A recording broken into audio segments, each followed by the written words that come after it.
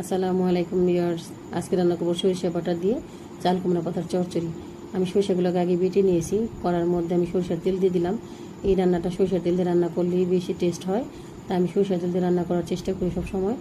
আমি চাল কুমড়া পাতাগুলোকে ধুয়ে ঝরা দিয়ে রেখেছি।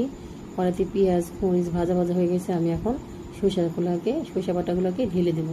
ঢেলে দিয়ে নাড়াচাড়া করে একটু গুঁড়ো মশলা দিয়ে দেবো কালারের জন্য, যাতে কালারটা ভালো আসে সেই জন্য। নাড়াচাড়া করে আমি লবণ দিয়ে দিব, লবণটা দিয়ে দিব। লবণ দিয়ে নাড়াচাড়া করে ভালো করে মশলাগুলোকে আমি কষাই নিব।